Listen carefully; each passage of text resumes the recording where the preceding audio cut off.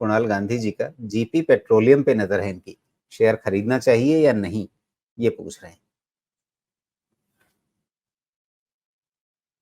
GP petroleum, okay देखते हैं फिर।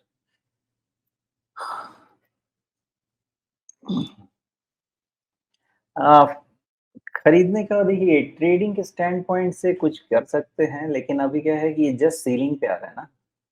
ओके, जो समझ में आ रहा है जीपी पेट्रोलियम वो ये है कि ये बहुत चलता हुआ आ रहा है और इस लेवल पे जाके इसको नहीं खरीदना चाहिए। थोड़ा वेट वेट एंड वॉच करना चाहिए कि लो कहाँ बनता है और कब बनता है। अब मान लीजिए कि एकदम मन नहीं मान रहा है खरीदने का, तो क्या करना चाहिए? करना यही चाहिए कि अभी क्लोज़ है 56.6 का करीब-करीब 56 जो भी है। थोड़ा नीचे आ सकता है और जब तक ये 51 रुपीज़ के नीचे क्लोज़ नहीं होता है, तब तक तो ये इसका मोमेंटम मेंटेन रहेगा और ये लॉन्ग का ट्रेड ही बना रहेगा despite all the over expensive या ओवर वैल्यूड होने के बावजूद भी। तो एग्ज़ैक्ट अभी तो नहीं खरीदना चाहिए, ओवरहीट हो रहा है। नीचे आए तो 51 का स्टॉप लॉस रख के इसको ट्राई कर सकते हैं लॉन्ग लेने का, बिकॉज़ एक इसका टारगेट बनता तो है 60 रुपए के आसपास और अभी वहाँ से दूरी है, तो अगर मिल गया करीब 53 के, हाँ, 53 के रेंज में मिल गया तो वहाँ से 15% का गेन पॉसिबल है और वहाँ से रिस्क भी 51 के नीचे ही है। तो बहुत ज़्यादा दिक्कत नहीं रहेगी, रिस्क रिवार्ड फ़ेवर में रहेगा। लेकिन 51 के नीचे क्लोज़ होगा तो मेरा ऐसा अंदाज़ा है कि इसमें फिर थोड़ी लंबी वाली करेक्शन जो कि 50 डीएमए की तरफ वाली होनी चाहिए, वो ट्रिगर होगी। जी। बहुत छोटी कंपनी है, इनकी नज़र क्यों गई होगी इस पे? पता नहीं, इनके इनसे ही नाम सुना मैंने, मैं तो ट्रैक नहीं करता इसको। जी। सिर्फ 300 करोड़ रुपए से भी कम का मार्केट कैप है, हालांकि वैल्यूएशन कोई बहुत ज़्यादा नहीं है, लेकिन एकदम नई कंपनी भी नहीं है। कंपनी को समय तो हो गया है, लेकिन लुब्रिकेंट्स या फिर रबर ऑयल वगैरह बनाने के काम में ये हैं, लेकिन अपने सेगमेंट में बहुत ही छोटा साइज है इनका। अपने आप में ये कोई बहुत बुरी बात तो नहीं है, लेकिन आपको रिस्क के हिसाब से देखना पड़ेगा कि इनका, अगर हम क्वार्टरली रिजल्ट्स देखें तो पिछले कुछ समय से इनके रिजल्ट्स में तो ऐसी कोई खास बात नजर नहीं आ रही जो इनके शेयर में दिख रही है। नहीं देखिए, छोटी कंपनी होने का मतलब ऐसा नहीं कि परफ़ॉर्म नहीं करेगी, लेकिन पॉइंट ये है कि ऐसे सेक्टर में है कि इतने छोटे जगह में समझना मुश्किल काम है और मैं जब तक कंपनी के बारे में जानूँ नहीं, तब तक मुश्किल है कुछ कह पाना। तो 200-300 करोड़ की कंपनी में कंपनी को समझना बहुत ज़्यादा ज़रूरी होता है और यहाँ पे तो आप मैनेजमेंट तक पहुँच भी नहीं सकते हैं, कोई वो डिस्कशन भी नहीं करते हैं। तो वो उस स्टैंड पॉइंट से तो मेरा व्यू ऑलमोस्ट फंडामेंटली नहीं है। चूँकि राइज़ इसमें दिख रहा है, खरीदारी चल रही है, कौन खरीद रहा है ये समझ में अगर आ जी। गया, तो कटोरी वो भी क्या बनती हुई दिख रही है यहाँ पे, बन जाएगी या नहीं बनेगी? देखिए पैटर्न अच्छे हैं, पैटर्न बहुत अच्छा है और इसमें अगर इसका परफ़ॉर्मेंस जिस तरह का चल रहा है, ऐसा रहेगा, तो शायद हो सकता है कि सम फाइन डे या फिर कटोरी पूरी हो ना हो, एटलीस्ट 60 रुपए तक तो आपको देखे जाएगा।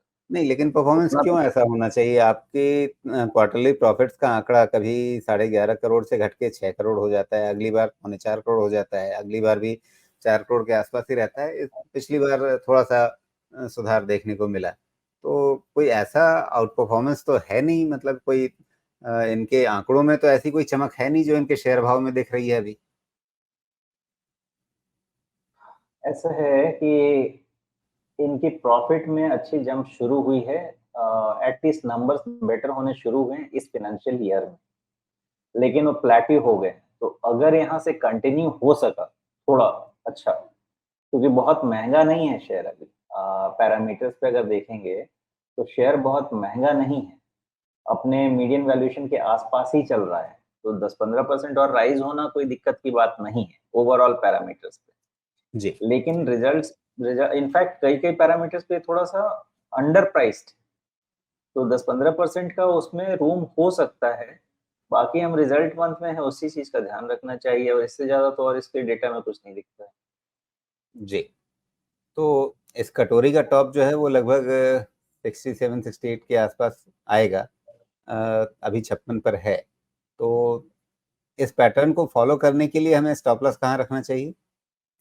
एक्चुअली 51 पे? इसका जो टोटल जो इसका मेन राउंडिंग बॉटम है वो 60 पे ही खत्म होता है, वो उसके जी, बाद एक्सेप्शन में जाएगा।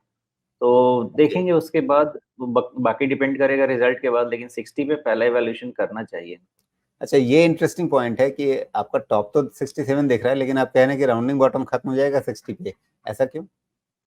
ये सेकंड राउंड, ये 3 राउंड के फॉल में गिरा है। पहला फॉल शुरू हुआ है 67 से, दूसरा फॉल शुरू हुआ है 60 से, और तीसरा फॉल शुरू हुआ है 46 के आसपास से। तो जी, जिस तरह का नेचर ऑफ फॉल है, जिस तरह से सप्लाई क्रिएट हुई है, इसकी सप्लाई 60 के पास से अच्छी खासी आनी चाहिए, क्योंकि पहले से अटके हुए दिख रहे हैं लोग। तो वहाँ जी, पे सप्लाई आएगी, अब वहाँ पे वो सप्लाई अब्ज़ॉर्ब हो गई, तभी 67 वाली वैल्यूएशन होगी। ओके। मतलब ये 60 या 59 ही कह लीजिए उसको, अभी एक झटके में शायद वहाँ ये स्ट्रक्चर पूरा हो जाएगा, और उसके बाद अगर चाल बनी रही तब जा कर के 67 का लेवल आगे संभव हो सकता है, नहीं तो फिर वहीं पे एक बार को अटक सकता है। कुल मिलाकर हाँ, के कहानी यही? करेक्ट। जी। तो उस हिसाब से तो मतलब 56 और 59 में ऐसा कोई बड़ा फ़र्क नहीं बचा है, कोई जिसके पीछे कहें कि हम नई इसमें पोज़ीशन बनाने के बारे में कोई बात सोची जाए? हाँ, क्योंकि ये इसीलिए मैंने खरीदने के लिए समझाया, देख रहे 56 और 59 में फ़र्क नहीं है, लेकिन 53 और 60 में फ़र्क हो सकता है, बिकॉज़ 53 से 60 डिसेंट डिस्टेंस है 15% का, और नीचे में 51 के नीचे रिस्क आता है, तो रिस्क और रिवार्ड फ़ेवर में चला जाएगा। तो जो पहला ट्रेड बनता है, वो रिस्क रिवार्ड रेशियो से बन सकता है ठीक-ठाक। 51 जी, के नीचे में छूट जाएगा वो। मतलब अगर थोड़ा नीचे कभी आए तो फिर एक बार देख सकते हैं इसको। हुँ, ट्राई कर सकते हैं।